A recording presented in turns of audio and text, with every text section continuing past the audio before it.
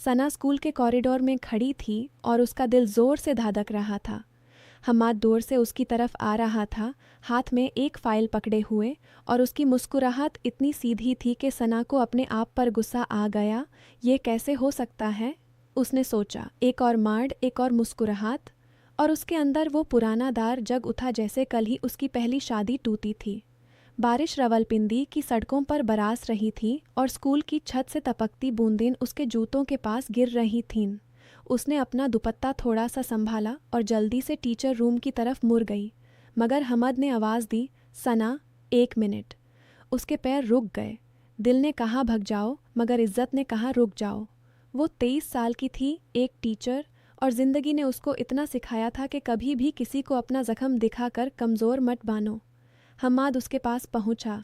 आज staff meeting के बाद तुम्हारी क्लास का रिज़ल्ट बहुत अच्छा था। बच्चों ने बहुत मेहनत की है। उसने फाइलें आगे की। सना ने फिले ली, मगर उसकी नज़र उसके चेहरे पर थी। हम्माद 37 साल का था, स्कूल का नया साइंस टीचर, रावलपिंडी के बाहर से आया हुआ। लोग कहते थे वो सिंगल है, अच्छा इंसान है, मगर सना के लिए ये सब सिर्फ शब्दों के पायले थे। उसने फाइल को सीने से लगा लिया जैसे कोई शील्ड हो।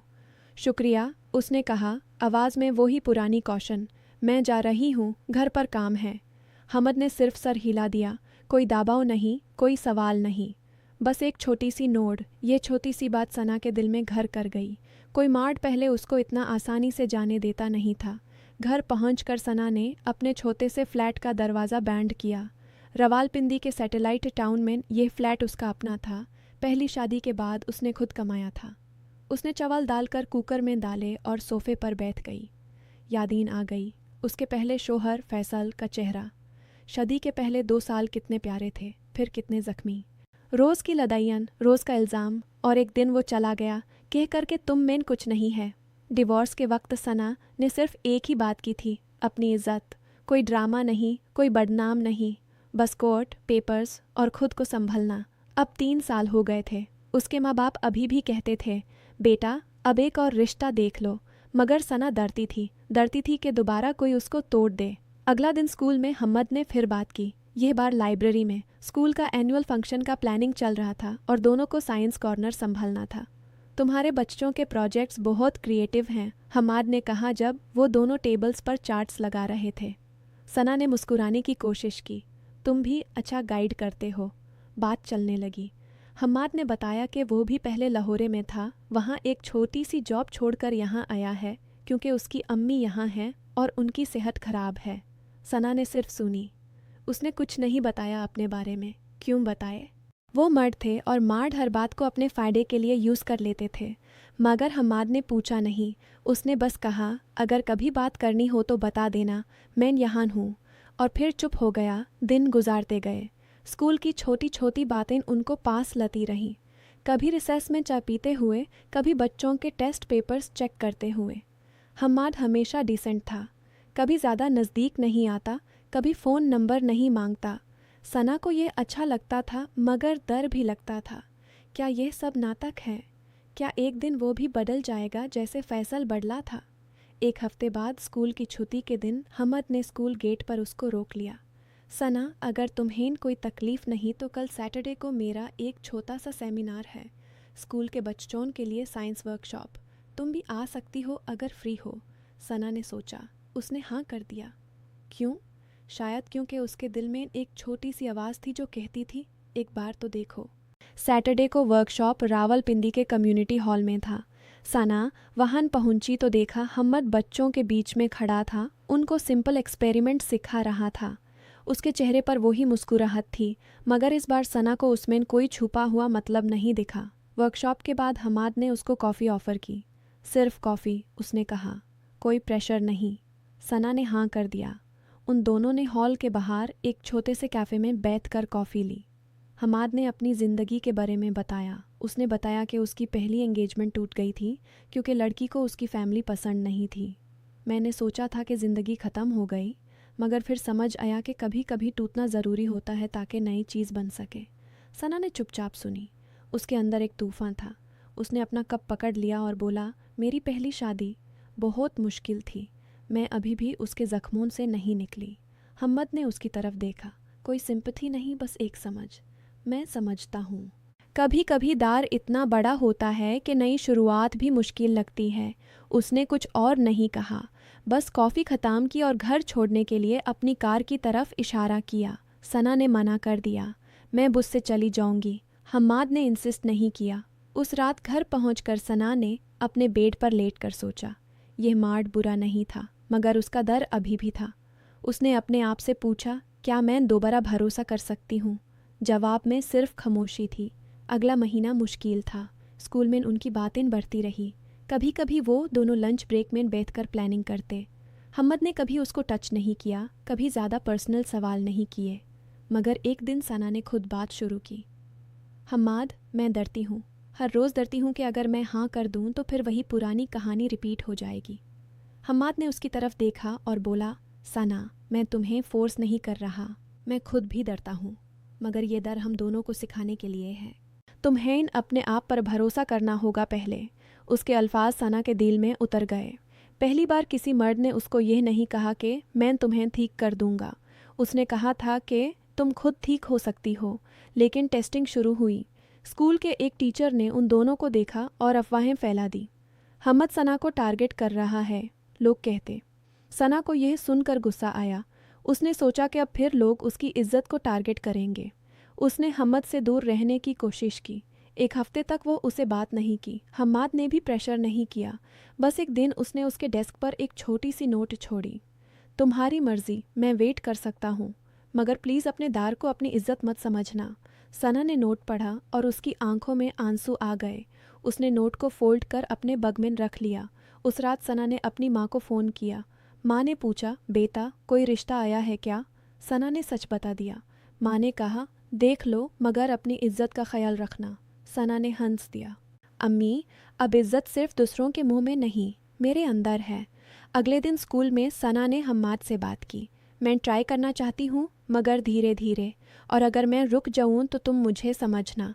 हम्माद ने मुस्कुराते हुए कहा, मैं समझूंगा, क्योंकि ये सिर्फ शादी नहीं, ये हम दोनों का सफ़र है। फिर टेस्टिंग और भी सख्त हुई। हम्माद की अम्मी की तबीयत ख़राब हुई और वो हॉस्पिटल में एडमिट हो गई। हम्माद को रावलपिंडी से लाहौर जाना पड़ा कुछ दिन के लिए।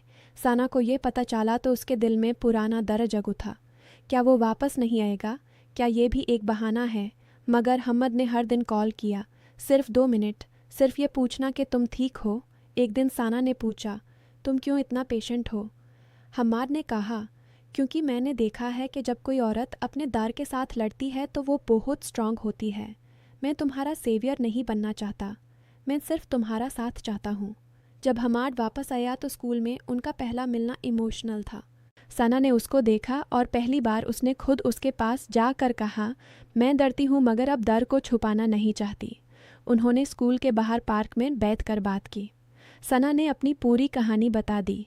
फैसल के साथ कितनी बार उसकी इज्जत को ठुकराया गया था, कितनी रातों की रोती थी, कितनी बार उसने सोचा था कि ज़िंदगी ख़त्म हो गई। हम्माद ने सुनी और फिर बोला, तुमने जो किया वो बहुत बड़ा था। डिवोर्स लेना और ख़ुद को संभलना आसान नहीं होता। उस दिन सना को एहसास हुआ कि ये रिश्ता उसको नहीं बचा रहा, बल्कि उसको अपने आप को पहचानने का मौका दे रहा था।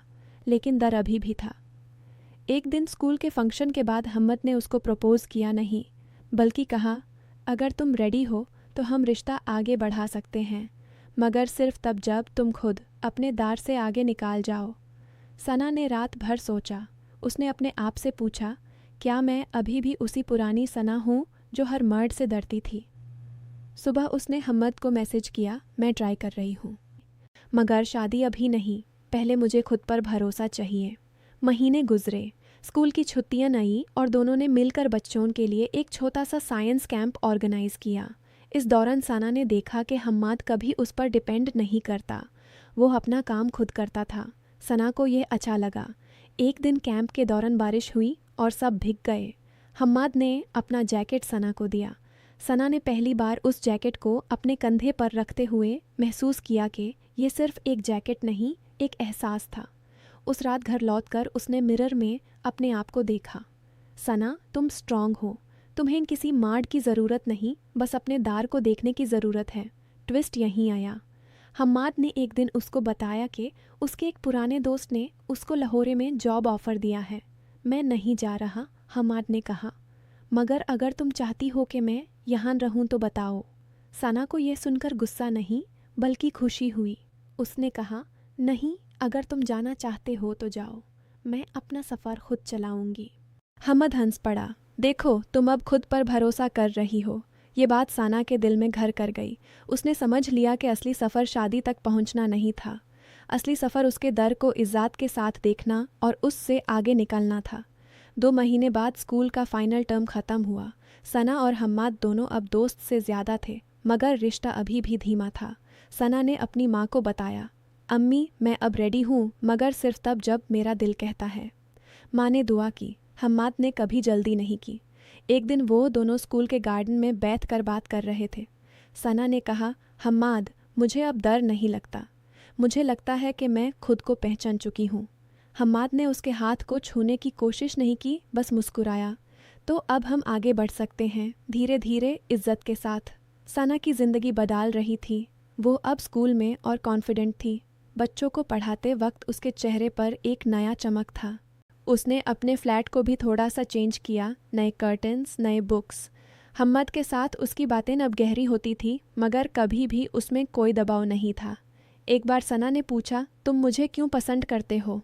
हम्माद ने जवाब दिया, क्योंकि तुम टूट कर भी खुद को संभलती हो। यह इज्जत मैंने पहले किसी में नहीं देखी। सना ने आंखें बैंड की और महसूस किया कि यह रिश्ता उसको नहीं, उसके अंदर के दार को जीतने का मौका दे रहा था।